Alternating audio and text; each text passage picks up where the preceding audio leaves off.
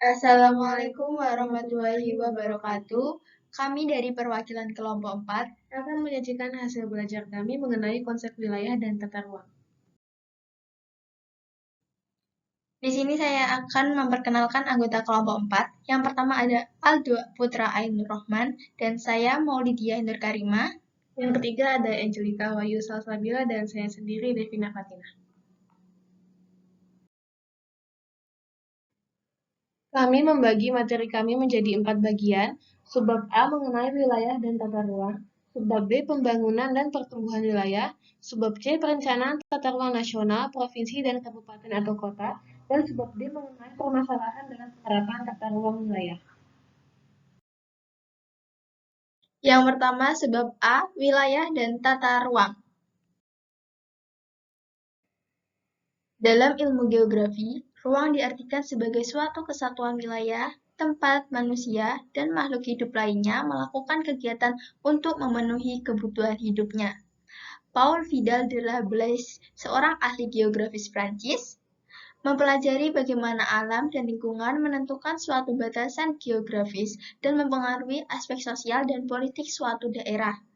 Tujuan mempelajari konsep wilayah ini adalah untuk mengetahui karakter dari tiap wilayah melalui pemahaman tentang berbagai fenomena geografi, interaksi biotik dan abiotik, serta realitas seperti hubungan sosial dan budaya, kondisi ekonomi, dan politik sehingga permukaan bumi secara keseluruhan dapat dipahami.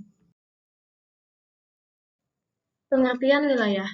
Wilayah adalah ruang yang merupakan kesatuan geografis beserta segenap unsur terkait yang batas dan sistemnya ditentukan berdasarkan aspek administratif dan atau aspek fungsional.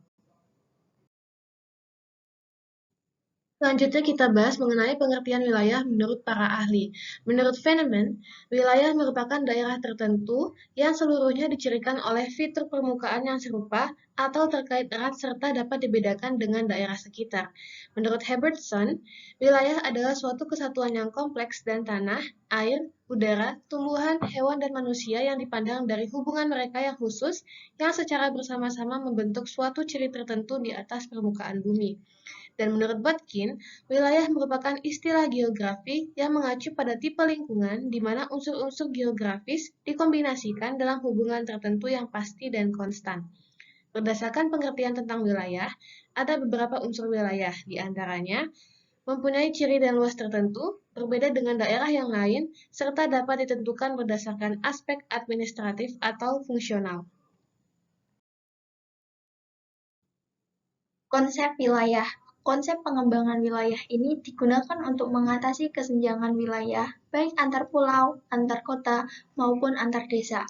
Konsep wilayah dibagi menjadi 3, wilayah homogen, fungsional, dan vernakuler. Wilayah homogen dan wilayah formal adalah suatu wilayah yang bagian-bagian wilayahnya memiliki karakter yang sama. Karakter tersebut dapat berubah iklim yang sama, kegiatan utama yang sama, atau yang berhadapan dengan problem utama yang sama.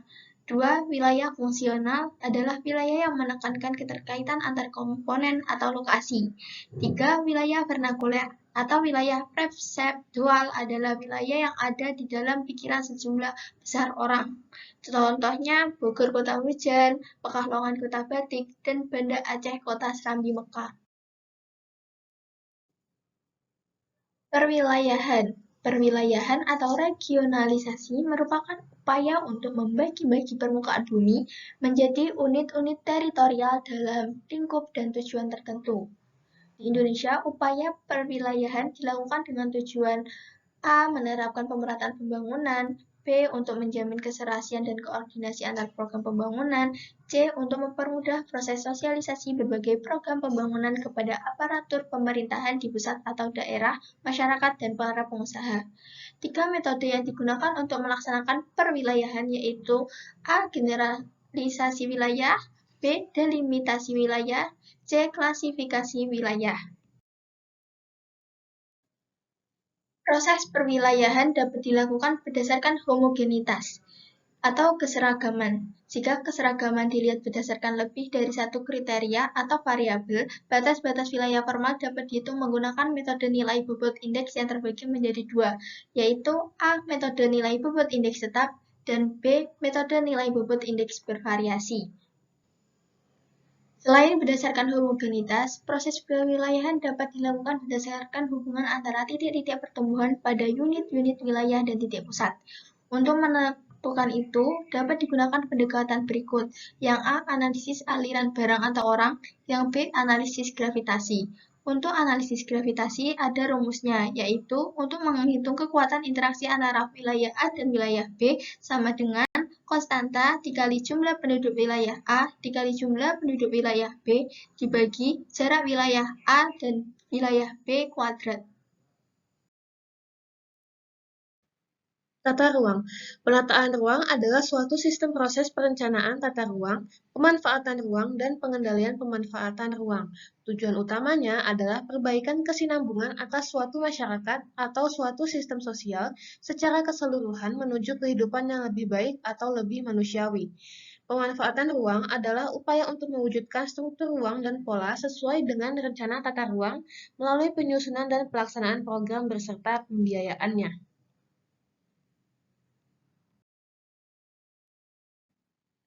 Selanjutnya kita masuk ke subbab B mengenai pembangunan dan pertumbuhan wilayah. Pertama, kita perlu mengetahui terlebih dahulu makna pembangunan wilayah. Menurut Undang-Undang RI Nomor 25 Tahun 2004 tentang Sistem Perencanaan Pembangunan Nasional, pembangunan nasional adalah upaya yang dilaksanakan oleh semua komponen bangsa dalam rangka mencapai tujuan bernegara. Makna pembangunan memiliki arti sebuah proses, cara, atau perbuatan yang berkaitan dengan perubahan. Saya akan menjelaskan teori lokasi sebagai dasar perlunya pembangunan wilayah. Yang pertama, teori lokasi pertanian yang dicetuskan oleh Johann Heinrich von Thunen, seorang ekonom Jerman yang bekerja di bidang pertanian. Teori ini merupakan teori lokasi yang muncul dalam konteks struktur ruang yang bersifat monosentris, di mana setiap wilayah menjadi daerah pertanian, sedangkan tempat tinggal petani tersebar di seluruh wilayah. Yang kedua adalah teori lokasi industri oleh Alfred Weber. Teori yang dikemukakan pada tahun 1909 ini dikenal dengan teori lokasi industri. Menurutnya, terdapat dua faktor utama penentu lokasi industri. Yang pertama, faktor regional. Weber mengamati bahwa biaya produksi bergantung pada tempat. Itulah sebabnya, umumnya industri berada di tempat dengan biaya produksi paling rendah. Biaya yang dimaksud adalah biaya transportasi dan tenaga kerja. Yang kedua ada faktor aglomerasi atau deaglomerasi. Faktor aglomerasi memengaruhi terjadinya pemusatan industri. Faktor-faktor tersebut antara lain adanya sekolah, perbankan, rumah sakit, dan faktor penunjang lainnya. Selain itu, ada juga faktor deaglomerasi yang menyebabkan industri meninggalkan lokasi tertentu karena menyebabkan tingginya biaya produksi. Yang ketiga ada teori tempat sentral oleh Walter Christaller, yaitu seorang ahli geografi ekonomi Jerman. Christaller menggunakan istilah tempat sentral untuk menunjuk permukiman perkotaan tersebut. Teori tempat sentral merupakan lokasi yang senantiasa melayani berbagai kebutuhan penduduk dan terletak pada suatu tempat yang terpusat atau sentral. Menurut Christaller, ada 3 jenis hierarki tempat sentral dengan daerah yang dipengaruhinya, yaitu hierarki 3, hierarki 4, dan hierarki 7. Hierarki 3 mengenai prinsip pelayanan, hierarki 4 mengenai prinsip transportasi, dan hierarki 7 mengenai prinsip administrasi. Yang keempat ada teori kerucut permintaan. Menurut Loss, suatu industri memiliki lokasi yang optimal jika industri itu dapat menguasai wilayah pemasaran yang luas. Dengan wilayah yang luas, ada permintaan yang maksimum. Hal ini membuat industri itu akan memperoleh keuntungan yang besar. Teori ini dikenal dengan teori kerucut permintaan yang dipublikasikan tahun 1954. Untuk mendapatkan keuntungan yang maksimal, total konsumsi perlu diperhatikan. Hal ini perlu karena semakin tinggi tingkat konsumsi, keuntungan juga akan semakin besar. Volume tingkat konsumsi dapat diperbesar dengan menurunkan harga. Yang kelima ada teori kutub pertumbuhan oleh François Perroux, seorang ekonom Perancis. Hal ini didasari pengamatannya bahwa pertumbuhan yang muncul tidak bersamaan dan memiliki hasil atau pengaruh yang berbeda. Tempat pertumbuhan terjadi di tempat yang disebut pusat atau kutub pertumbuhan dan memiliki pengaruh bagi daerah atau lingkungan di sekitarnya.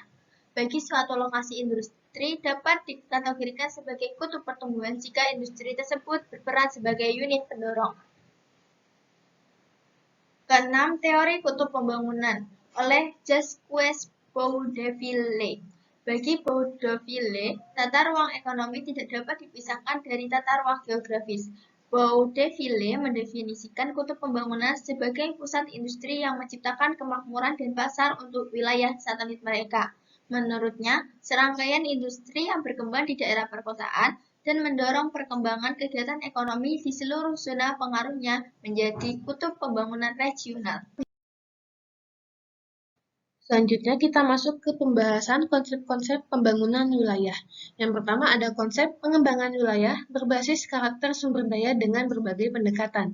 Yang kedua, konsep pengembangan wilayah berbasis penataan ruang yang diimplementasikan dalam bentuk penyusunan penataan ruang nasional yang diperinci dalam wilayah provinsi dan kabupaten. Yang ketiga, konsep pengembangan wilayah terpadu yang menekankan kerjasama antar sektor untuk meningkatkan kesejahteraan masyarakat dan penanggulangan kemiskinan di daerah-daerah tertinggal. Dan yang keempat adalah konsep pengembangan wilayah berdasarkan klaster atau gugus.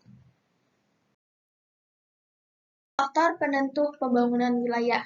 Menurut Blakely, ada 4 faktor penentu pengembangan kemajuan pembangunan suatu wilayah, yakni 1. Besarnya kesempatan kerja yang ada di daerah tersebut, 2. Basis pembangunan daerah, 3. Aset lokasi berupa keunggulan kompetitif daerah atas dasar kualitas lingkungan, 4. Sumber daya pengetahuan sebagai dasar pendorong perekonomian. Ada beberapa faktor geografi yang digunakan untuk mempertimbangkan pembangunan wilayah, yaitu yang pertama faktor topografi, 2 faktor klimatologi, 3 faktor hidrografi, 4 faktor sumber daya hayati, dan 5 faktor demografi atau sumber daya manusia. Pentingnya daya dukung wilayah untuk perencanaan pengembangan wilayah. Menurut Peraturan Menteri Lingkungan Hidup M17 tahun 2009 tentang pedoman penentuan daya dukung lingkungan hidup dalam penataan ruang wilayah, daya dukung lingkungan hidup adalah kemampuan lingkungan hidup untuk mendukung kehidupan manusia dan makhluk hidup lainnya. 1. Daya dukung lahan pertanian. Daya dukung lahan pertanian adalah kemampuan lahan untuk menghasilkan tanaman pangan agar manusia dapat hidup layak. Yang kedua, daya dukung lahan pemukiman menurut Peraturan Menteri Negara. Pemukiman adalah bagian dari lingkungan hidup di luar kawasan lindung, baik yang berupa kawasan perkotaan maupun pedesaan, yang berfungsi sebagai tempat tinggal atau lingkungan hunian dan tempat kegiatan yang mendukung kehidupan dan penghidupan yang dilengkapi dengan prasarana dan sarana lingkungan, dan tempat kerja yang memberikan pelayanan dan kesempatan kerja terbatas. Yang ketiga, daya dukung fungsi lindung merupakan kemampuan suatu wilayah dengan berbagai aktivitas penggunaan lahan di wilayah tersebut untuk menjaga keseimbangan ekosistem kawasan lindung pada suatu luasan wilayah tersebut. Yang keempat, daya dukung ekonomi adalah kemampuan perekonomian suatu wilayah dalam mendukung konsumsi penduduk di wilayah tersebut. Dan yang kelima, ada daya dukung ekologi, yaitu pemanfaatan suatu sumber daya atau ekosistem yang dapat diakomodasi oleh suatu wilayah sebelum terjadi penurunan kualitas ekologis. Tujuan pembangunan wilayah. Yang pertama, membentuk institusi baru yang mendukung perekonomian daerah. 2. Mengembangkan industri alternatif. 3. Meningkatkan kapasitas pekerja untuk menghasilkan produk yang lebih baik. 4. Mencari pasar yang lebih luas. 5. Ada transfer teknologi. 6. Membuka peluang investasi bagi para pengusaha. Wilayah pembangunan Indonesia. Terdapat 7 wilayah pembangunan di Indonesia. Yang pertama, pembangunan wilayah Pulau Sumatera sebagai salah satu pintu gerbang Indonesia dalam perdagangan internasional. 2. Pembangunan wilayah Pulau Jawa Bali sebagai lumbung pangan nasional dan pendorong sektor industri dan jasa nasional. 3. Pembangunan wilayah Pulau Kalimantan sebagai salah satu paru-paru dunia. 4. Pembangunan wilayah Pulau Sulawesi sebagai salah satu pintu gerbang Indonesia dalam perdagangan internasional dan pintu gerbang kawasan timur Indonesia. 5. Pembangunan wilayah Kepulauan Nusa Tenggara sebagai pintu gerbang pariwisata ekologis. 6. Pembangunan wilayah Kepulauan Maluku sebagai produsen makanan laut dan lumbung ikan nasional. 7. Pembangunan wilayah Papua sebagai lumbung pangan. Pertumbuhan wilayah. Pertumbuhan wilayah dapat didefinisikan sebagai laju pertumbuhan ekonomi suatu wilayah dalam kurun waktu tertentu. Pusat pertumbuhan dimanifestasikan pada sejumlah pusat pertumbuhan. Pusat pertumbuhan merupakan wilayah yang pertumbuhannya sangat pesat. Dari pusat-pusat pertumbuhan ini, pertumbuhan akan menyebar ke wilayah-wilayah lain. Teori pertumbuhan wilayah. Yang pertama, ada teori basis sumber daya alam. Menurut teori ini, pertumbuhan suatu wilayah sangat dipengaruhi oleh ketersediaan sumber daya alam dan permintaan akan komoditas yang dihasilkan dari sumber daya alam tersebut. Yang kedua, teori basis ekspor. Pertumbuhan suatu wilayah sangat ditentukan oleh tanggapan wilayah tersebut terhadap permintaan dunia. Tanggapan ini menghasilkan pertumbuhan baik di basis ekonomi maupun sektor ekspor. Yang ketiga, teori pertumbuhan neoklasik. Menurut teori ini, pertumbuhan wilayah bergantung pada faktor tenaga kerja, modal atau investasi, dan kemajuan teknologi. Yang keempat, teori ketidakseimbangan pertumbuhan wilayah. Pembangunan ekonomi dapat menyebabkan kesenjangan ekonomi. Dan yang kelima, ada teori baru pertumbuhan wilayah.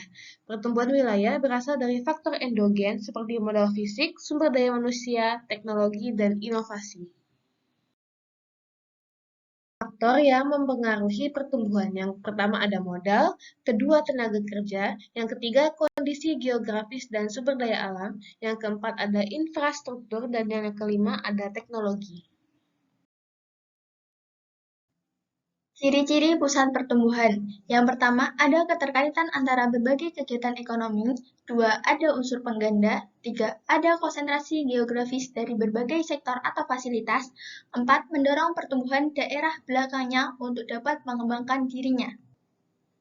Pengaruh pusat pertumbuhan. Yang pertama, menjadi pusat sumber daya alam dan sumber daya manusia. 2. Mengordinasikan sumber daya yang tersebar di sekitarnya. 3. Menjadi inti pengembangan sumber daya yang ada di wilayah sekitarnya. 4. Meningkatkan pendapatan per kapita penduduk di wilayah sekitarnya. 5. Menyediakan berbagai fasilitas ekonomi seperti pabrik, bank, dan pasar. 6. Menyediakan lapangan pekerjaan. 7. Memungkinkan terjadinya akulturasi dan asimilasi budaya. 8. Menyebabkan terjadinya pergeseran nilai-nilai sosial. Hierarki pusat pertumbuhan. Secara hierarkis, pada skala regional, ada 3 orde pusat pertumbuhan. Ketiga orde pusat pertumbuhan itu adalah sebagai berikut. Yang pertama, pusat pertumbuhan primer atau pusat utama orde pusat yang dapat mendorong pusat pertumbuhan yang ada di bawahnya. Yang kedua, pusat pertumbuhan sekunder adalah pusat dan subwilayah yang kerap dibentuk untuk mengembangkan subwilayah yang jauh dari pusat utamanya. Dan yang ketiga, pusat pertumbuhan tersier menjadi titik pertumbuhan bagi wilayah pengaruhnya untuk menumbuhkan dan memelihara kedinamisan terhadap wilayah pengaruh yang dipengaruhinya.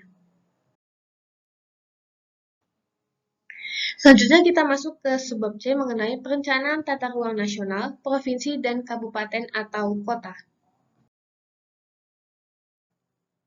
Perencanaan tata ruang adalah suatu proses untuk menentukan struktur ruang dan pola ruang yang meliputi penyusunan dan penetapan rencana tata ruang. Tujuannya untuk mewujudkan ruang wilayah nasional yang aman, nyaman, produktif, dan berkelanjutan. Pembagian secara hierarkis yaitu yang pertama ada rencana tata ruang wilayah nasional yang dilakukan oleh pemerintah pusat, dan yang kedua ada rencana tata ruang wilayah provinsi oleh pemerintah daerah, dan yang ketiga ada rencana tata ruang wilayah kabupaten dan kota juga dilakukan oleh pemerintah daerah. Rencana umum dan rencana rinci untuk tata ruang dapat dilihat dari gambar berikut ini. Perencanaan tata ruang wilayah nasional, yaitu arahan kebijakan dan strategi pemanfaatan ruang wilayah negara. 1. Rencana struktur ruang wilayah nasional meliputi hal-hal berikut. A. Sistem perkotaan nasional yang terdiri atas pusat kegiatan nasional, pusat kegiatan wilayah, dan pusat kegiatan lokal. B. Pusat kegiatan strategis nasional. C. Sistem jaringan transportasi nasional. D. Sistem jaringan energi nasional. E. Sistem jaringan telekomunikasi nasional. F. Sistem jaringan sumber daya air. 2. Rencana Pola Ruang Wilayah Nasional. A. Kawasan lindung nasional seperti cagar alam, hutan lindung, kawasan rawan bencana, dan lain-lain. B. Kawasan budidaya yang memiliki nilai strategis nasional seperti kawasan peruntukan hutan rakyat, hutan produksi, pertanian, pariwisata, industri, dan lain-lain. Rencana Tata Ruang Wilayah Nasional berlaku selama 20 tahun dan akan ditinjau kembali 1 kali dalam 5 tahun. Untuk daerah tertentu yang berkaitan dengan bencana alam skala besar, akan ditinjau lebih dari 1 kali dalam 5 tahun. Rencana Tata Ruang Wilayah Nasional yang telah disusun harus meliputi hal-hal berikut. A. Rencana Tata Ruang Wilayah Nasional yang telah disusun harus meliputi hal-hal berikut: tujuan, kebijakan, dan strategi penataan ruang wilayah. B. Rencana struktur ruang wilayah nasional yang meliputi sistem perkotaan nasional yang terkait dengan kawasan pedesaan dalam wilayah pelayanannya dan sistem jaringan prasarana utama. C. Rencana pola ruang wilayah nasional yang meliputi kawasan lindung nasional dan kawasan budidaya yang memiliki nilai strategis nasional. D. Penetapan kawasan strategis nasional. E. Arahan pemanfaatan ruang yang berisi indikasi program utama jangka menengah 5 tahunan. F. Arahan pengendalian pemanfaatan ruang wilayah nasional yang berisi indikasi arahan peraturan zonasi sistem nasional, arahan perizinan, arahan insentif dan disintesis, dan arahan sanksi. Perencanaan tata ruang wilayah provinsi, yaitu penjabaran dari RT/RWN dan yang berisi tujuan, kebijakan, strategi penataan ruang wilayah provinsi, rencana struktur ruang wilayah provinsi, rencana pola ruang wilayah provinsi, penetapan kawasan strategis provinsi, arahan pemanfaatan ruang wilayah provinsi, dan arahan pengendalian pemanfaatan ruang wilayah provinsi. Tujuannya untuk mencapai kondisi ideal tata ruang wilayah provinsi yang diharapkan. Rencana struktur ruang wilayah provinsi dibangun oleh konstelasi pusat-pusat kegiatan perkotaan yang berhierarki satu sama lain dan dihubungkan melalui jaringan transportasi. Fungsinya A. Sebagai sistem pusat yang memberikan pelayanan bagi wilayah kabupaten dan kota dalam satu provinsi. B. Sebagai arahan peletakan sistem jaringan prasarana antar wilayah kabupaten atau kota. Fungsi dan manfaat rencana tata ruang wilayah provinsi. Yang pertama, sebagai acuan dalam penyusunan rencana pembangunan jangka panjang dan menengah daerah. Yang kedua, acuan dalam pemanfaatan ruang atau pengembangan wilayah provinsi. Yang ketiga, acuan untuk mewujudkan keseimbangan pembangunan dalam wilayah provinsi. Yang keempat, acuan lokasi investasi dalam wilayah provinsi yang dilakukan pemerintah, masyarakat, dan swasta. Yang kelima, pedoman penyusunan rencana tata ruang kawasan strategis. Yang keenam, dasar pengendalian pemanfaatan ruang dalam penataan atau pengembangan wilayah provinsi yang meliputi indikasi arahan peraturan zonasi, arahan perizinan, arahan insentif, sanksi, dan disinsentif, serta arahan sanksi. Yang ketujuh, acuan dalam administrasi pertanahan. Adapun manfaat rencana tata ruang wilayah provinsi adalah untuk 1. Mewujudkan keterpaduan pembangunan dalam wilayah provinsi. 2. Mewujudkan keserasian pembangunan wilayah provinsi dengan wilayah sekitarnya. Yang ketiga, menjamin terwujudnya tata ruang wilayah provinsi yang berkualitas. Pemetaan struktur ruang wilayah provinsi mengikuti ketentuan sebagai berikut. Yang pertama, perencanaannya harus menggambarkan rencana struktur ruang wilayah nasional. Yang kedua, digambarkan pada satu lembar peta secara utuh. Yang ketiga, sistem prasarana wilayah lainnya digambarkan pada satu lembar peta secara utuh atau pada peta tersendiri. Yang keempat, sistem perkotaan sebagai pusat kegiatan dalam sistem nasional terdiri atas pusat kegiatan nasional, pusat kegiatan wilayah, pusat kegiatan strategis nasional, dan pusat kegiatan lokal. Yang kelima, rencana struktur ruang wilayah provinsi harus digambarkan dengan ketelitian peta secara 1:250.000. Dan yang keenam, Penggambaran rencana struktur ruang wilayah provinsi harus mengikuti ketentuan peraturan perundang-undangan terkait pemetaan rencana tata ruang. Perencanaan tata ruang wilayah kabupaten, yaitu rencana tata ruang yang bersifat umum dari wilayah kabupaten yang berisi tujuan, kebijakan, strategi penataan ruang wilayah kabupaten, rencana pola ruang wilayah kabupaten, penetapan kawasan strategis kabupaten, arahan pemanfaatan ruang wilayah kabupaten, dan ketentuan pengendalian pemanfaatan ruang wilayah kabupaten. Tujuannya untuk mencapai kondisi ideal tata ruang wilayah kabupaten yang diharapkan. Ditinjau setiap 5 tahun untuk jangka waktu perencanaan 20 tahun. Pernyataan struktur ruang wilayah kabupaten mengikuti ketentuan sebagai berikut. 1. Perencanaannya harus menggambarkan rencana struktur ruang wilayah nasional dan provinsi.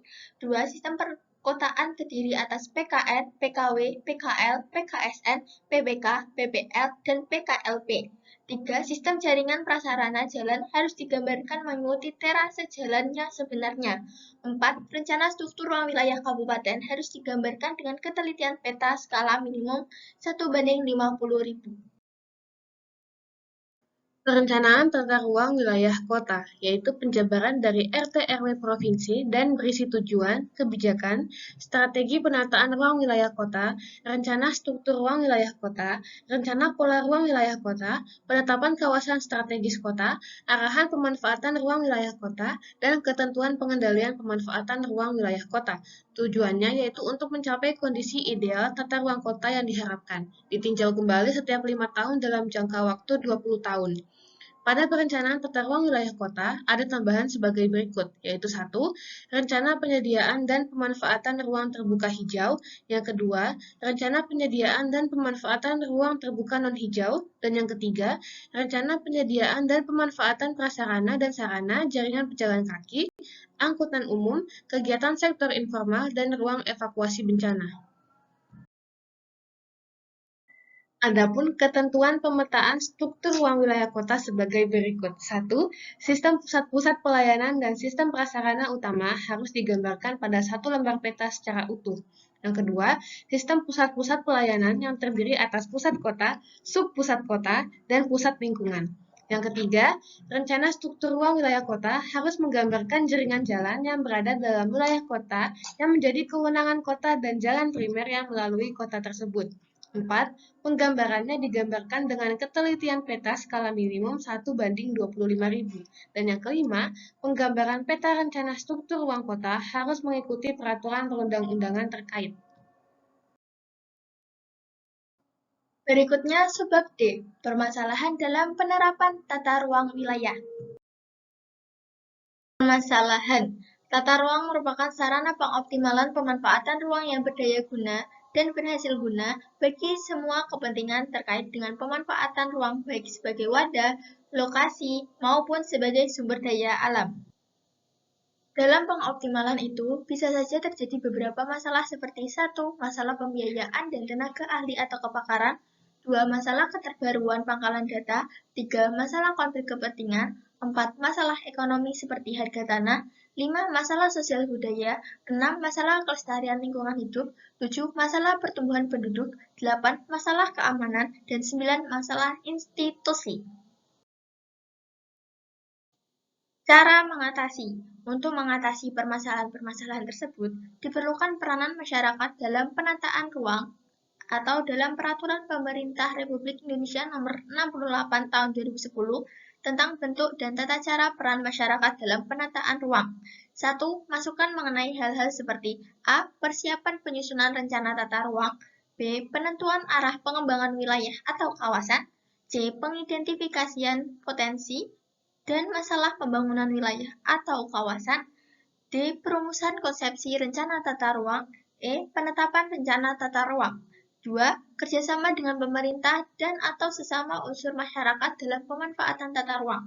3. Dalam pemanfaatan ruang, A. Masukan mengenai kebijakan pemanfaatan ruang, B. Kegiatan memanfaatkan ruang sesuai dengan kearifan lokal dan rencana tata ruang yang telah ditetapkan, C. Peningkatan efisiensi, efektivitas, dan keserasian dalam pemanfaatan ruang. D. D. Menjaga kepentingan pertahanan dan keamanan, serta memelihara dan meningkatkan kelestarian fungsi lingkungan hidup dan sumber daya alam. E. Kegiatan investasi dalam pemanfaatan ruang. Itu tadi pemaparan materi dari kelompok 4. Mohon maaf jika ada salah kata dan kami dari kelompok 4 pamit undur diri. Wassalamualaikum warahmatullahi wabarakatuh.